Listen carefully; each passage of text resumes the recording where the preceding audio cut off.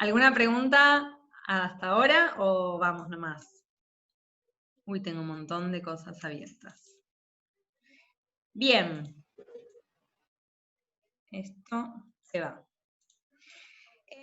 Esta línea de tiempo no la hice yo, es una línea de tiempo copiada, ¿sí? Que esto así, todo lleno de presidencias, es lo que les decía que no nos interesa, pero esta línea está piola porque tiene desde 1810, desde la Revolución de Mayo, hasta el 2010, y va marcando algunas de las presidencias, y podemos ver las caritas, algunos que quizás nos suenan conocidos, entonces podemos recordar. Ustedes después cuando lo tengan, si quieren pueden agrandar, o sea, si agrandan así, van a poder ver bien los nombrecitos, como ahora nos interesa mirar así, como en una escala más pequeña, no importa, no vamos a agrandarla. Pero sí podemos ver, por ejemplo, están marcados los golpes cívicos militares, el golpe y la caída del gobierno de la Rúa, que eso es precisamente quizás, volviendo al tema de la actualidad, quizás quieren, lo que se está queriendo hacer es debilitar la imagen del presidente y mostrarlo como si fuera un de la Rúa, que está a punto de ser derrocado. O por lo menos eso es lo que algunos están leyendo del contexto actual. Bien, esta línea de tiempo es la línea de tiempo del texto que les decía de Tedesco, que se da, Patricia Balestrelli es la referente de TESOPE, esta línea la hizo ella, y para las que tengan el cuadernillo se van a encontrar con esta línea, ¿sí? Que está re buena, porque lo que tiene es, que esto después igual lo vamos a hacer nosotras, ¿no? Pero para hoy nos servía así, lo que tiene es marcado los tipos de estados según los años. Ven que acá, o sea, quizás ahora ustedes dicen que es esto, es un caos. Pero bueno, si miramos acá, empieza con este año, 1853, que recuerdan qué pasó. ¿Saben? ¿Alguna sabe? La Constitución Nacional. Perfecto, sí.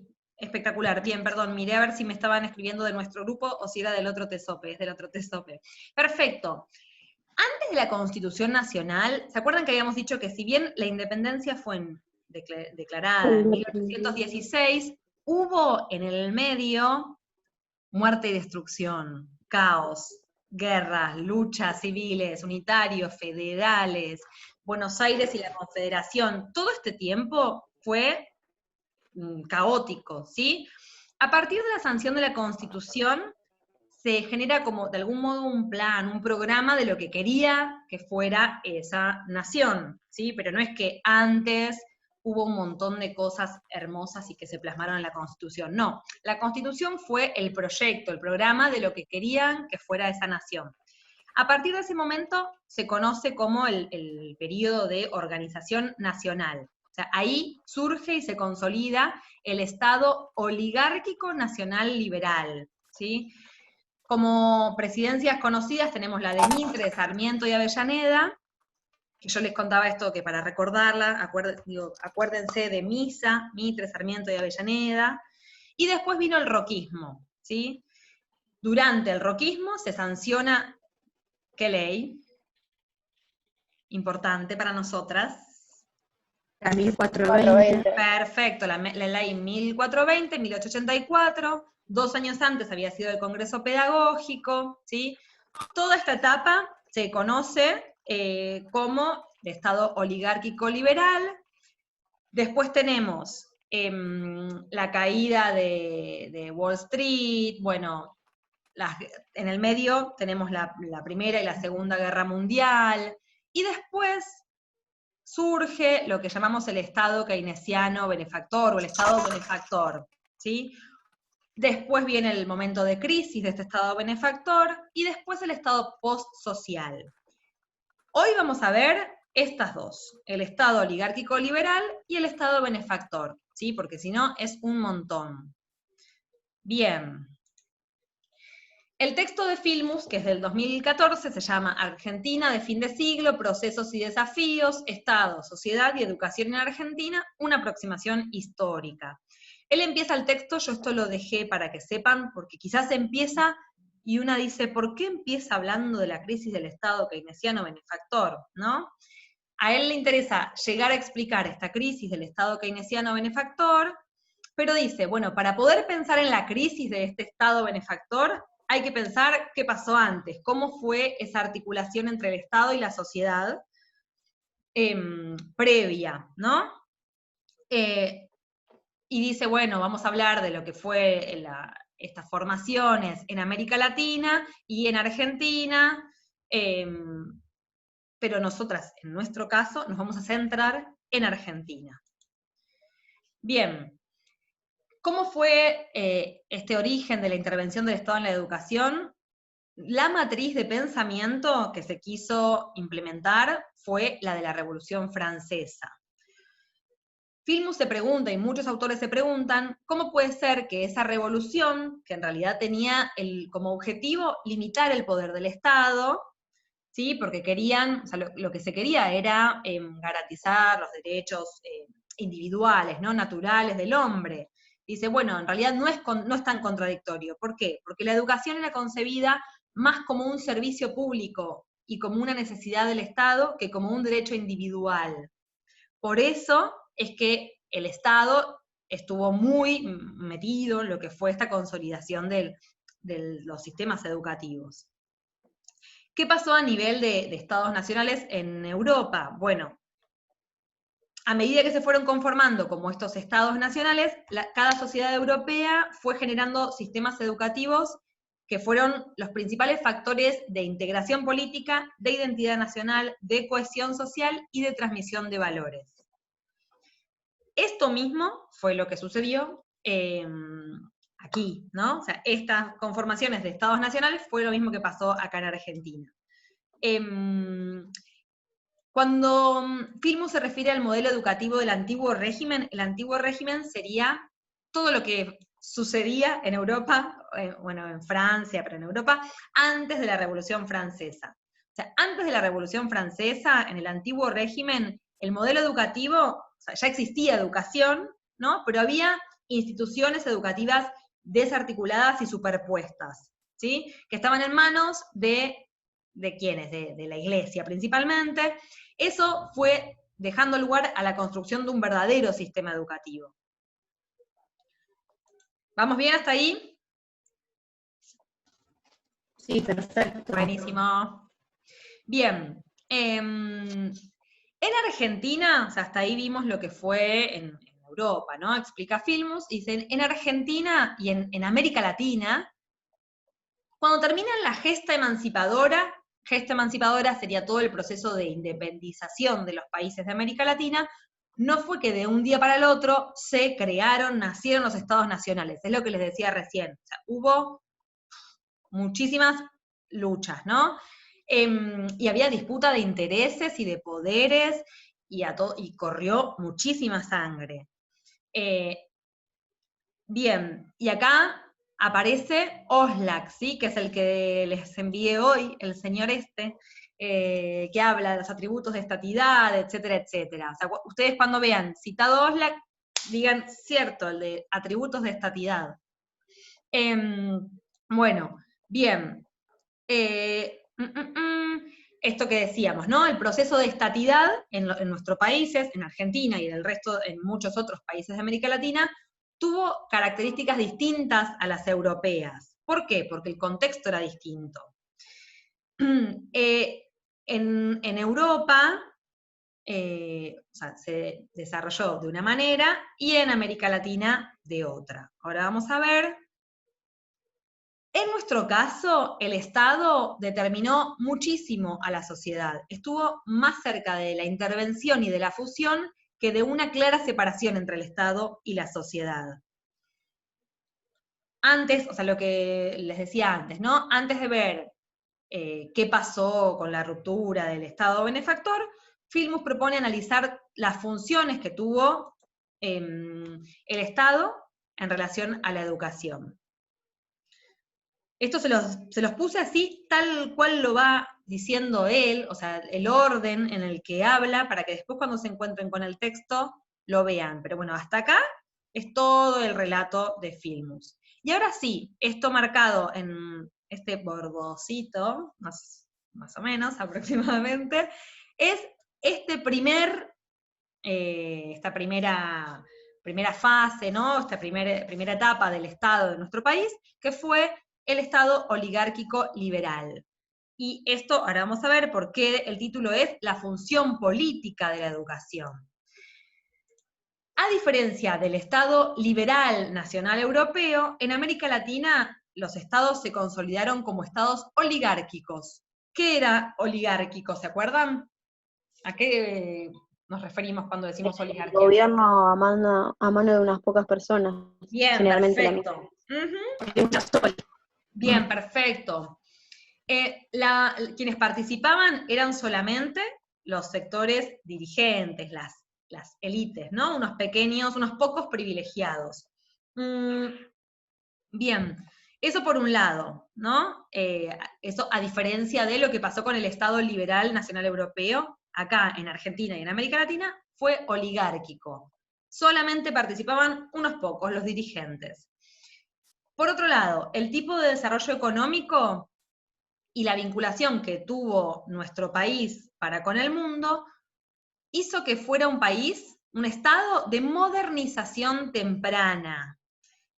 Esto también es importante. ¡Uy, qué horrible! No, amarillo no. Bueno, ahí está. Lo dejo como estaba, que se nota más. ¿Qué significa esto? O sea, los países que estábamos, en nuestro caso, a ver, Argentina está, ¿no?, al súper sur, por un lado. Después, teníamos unos recursos, o sea, aptitudes ecológicas, dice Filmus, unos recursos posibles de ser explotados. Después, estuvimos por esto de estar lejos, ¿no?, al sur, menos marcados por la etapa colonial y más influidos por ¿qué cosa? Al tener tierra para que se trabaje, ¿quiénes vinieron?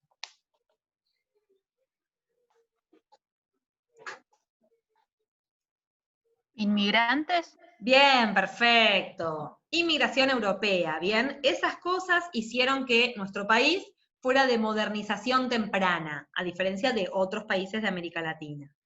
Bien.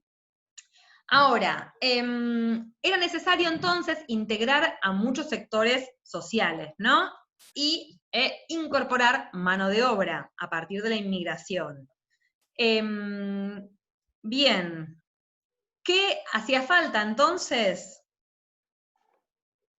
Integrar, homogeneizar, formar, educar al ciudadano, ¿sí? Por eso es que se dice que la función de la educación en esta primera etapa del Estado Nacional fue política, ¿sí? Esto es importante. Pregunta de final. No, no, de verdad, sí. Bien, ¿quiénes fueron esos primeros 3 presidentes de las presidencias históricas? Antes de Roca, que era el que mencionábamos recién, Mitre, Sarmiento y Avellaneda. Bien, en cuanto a lo económico, este modelo, ¿sí?, durante esta etapa fue excluyente, ¿sí?, en lo económico y lo político. ¿Por qué excluyente? Porque no brindaba el acceso masivo ni a la propiedad, ni a la participación política, ni a la movilidad social ascendente, ¿sí? Como era de esta manera bastante excluyente, sí encontraron en la educación el mecanismo para integrar y modernizar a las sociedades, ¿sí? O sea, no es como ahora que nosotros decimos, bueno, a partir de la educación, del trabajo para todos, de la vivienda, incluimos, no, bueno, en ese momento no, en ese momento era economía, política, todo para unos pocos, y bueno, con la educación, que no llegaba obviamente a todos lados, pero bueno, con la educación se buscaba integrar, ¿no? Bien, para nuestro país, la función encomendada, esto es lo que decíamos recién, al sistema educativo, estuvo vinculada con la esfera de lo político, más que con lo económico. Tuvo un papel fundamental a la hora de la integración social, la consolidación de la identidad nacional, la generación de consenso y la construcción del propio Estado. ¿Sí? Esto es muy importante. Esto, chimpum. Ahí. Bien. Pero ¿por qué no tenía un papel económico la educación? Porque lo que se necesitaba hacer, que era explotar de forma extensiva los campos, es decir, trabajar los campos, y en la industria incipiente, no hacía falta para eso tener una calificación técnica específica. Entonces no hacía falta educar al trabajador, ¿no? Y en caso de que se necesitara tener trabajadores más capacitados, se tomaban, ¿no?, a los que venían de Europa, que estaban formados en esos oficios. Bien. Dijimos hace un rato que en la consolidación, en la conformación de nuestro sistema educativo, fue central, y esto ya lo venimos viendo, Domingo Faustino Sarmiento. Vamos a estar el viernes 11 celebrando, recordando, etcétera, el Día del Maestro, por este sujeto tan controversial, o sea, como, como la vida misma, ¿sí? Que por un lado, ¿no?, hablaba, ¿no?, de la educación primaria como aquella que civiliza y desenvuelve la moral de los pueblos, y que son las escuelas la base de la civilización, ¿sí? Que acá se pregunta, ¿no?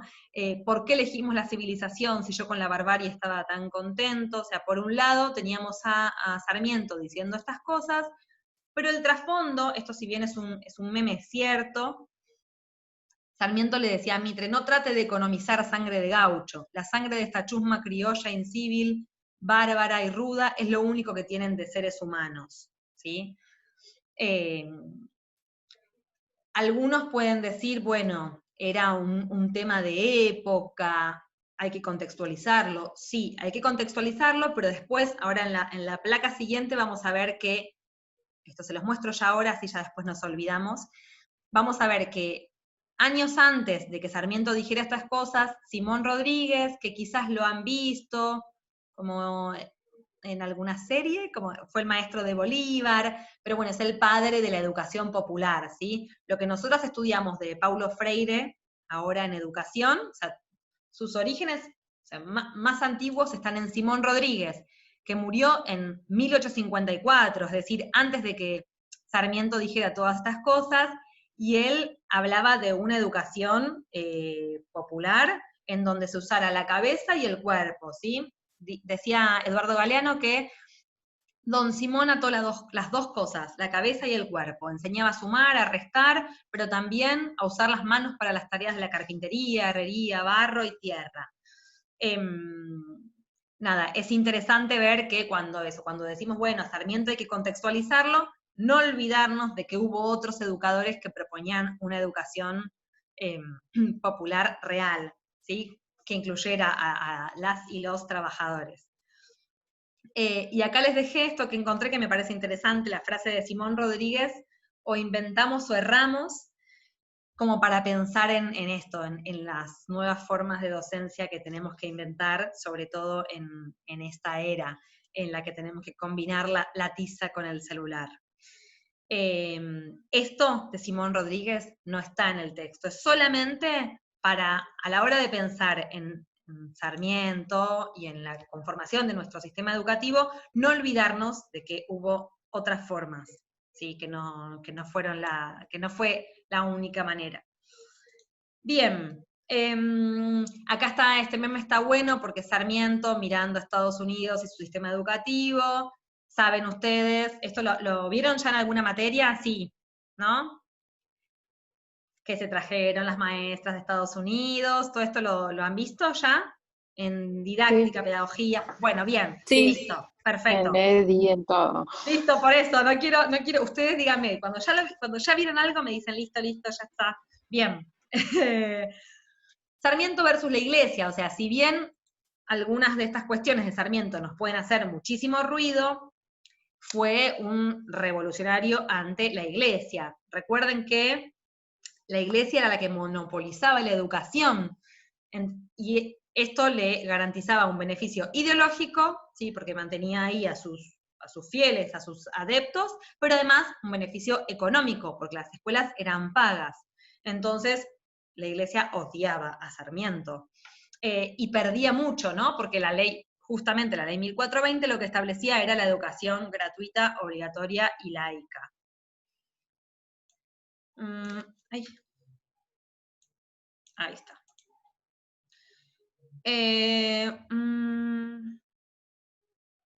No, esto lo vamos a saltear porque si no se nos hace muy largo. Bien. La ley 1420 fue durante el gobierno de Roca. Acá voy a volver a la línea de tiempo para ver, ¿sí? Tenemos las presidencias históricas, Mitre, Sarmiento, Avellaneda, y después viene el roquismo, ¿sí? Después del roquismo viene el radicalismo, después la caída de Wall Street, años más tarde el peronismo, sí, pero ahora vamos a ver acá, ¿qué pasaba acá durante el roquismo? La presidencia de Roca. A ver, acá está. El objetivo era entonces laicizar la sociedad. ¿Por qué? Porque lo católico era lo antiguo. Había que modernizarse asemejándose a la Europa no católica, ¿sí? Piensen, nos habíamos independizado de España y para nosotros España ya era cosa del pasado. Había que parecerse a la Europa no católica, sobre todo a Inglaterra y a Estados Unidos, ¿sí?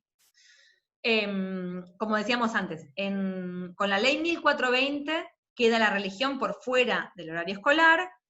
Ya 2 años antes, en el Congreso Pedagógico del 82, se había debatido sobre la educación común, gratuita y obligatoria. Lo que faltaba era el tema de la religión. Este es un fragmento textual, literal, es la selección en realidad de 2 artículos de la ley 1420, por eso van a ver que está escrita así bastante, bueno, en el español, en el castellano antiguo, ¿no? Ley 1420, artículo 1, no, bueno, el tema de la edad, ¿no? De 6 a 14 años de edad. En el 2, en el segundo, aparece, ¿no? La instrucción primaria debe ser obligatoria, gratuita, gradual y dada conforme a los preceptos de la higiene, ¿no? Ahí aparecía el tema de la higiene. Y en el sexto, acá menciona que para las niñas será obligatorio, además, el conocimiento de labores de manos y nociones de economía doméstica.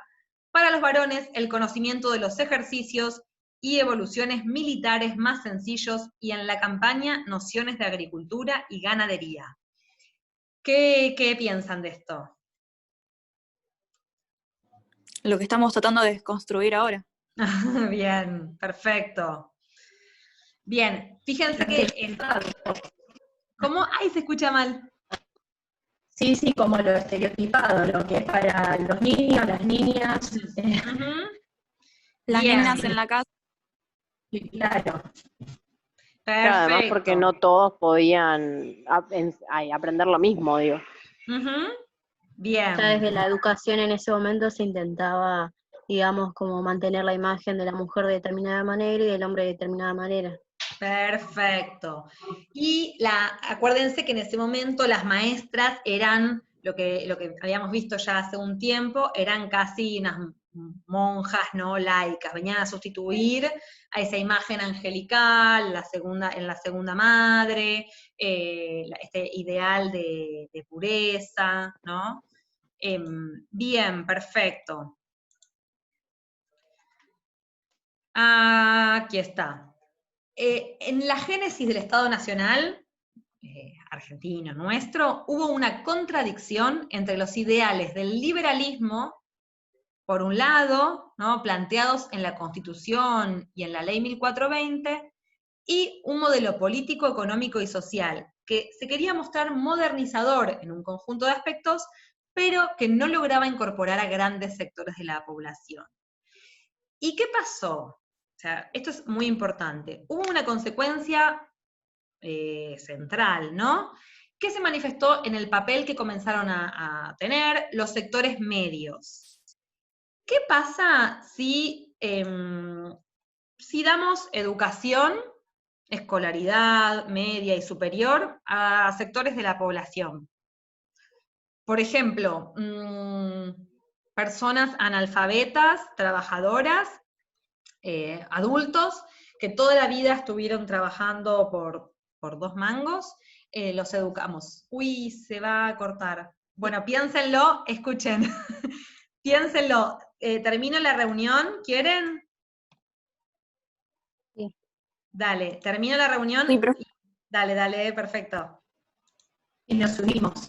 Sí, sí, sí.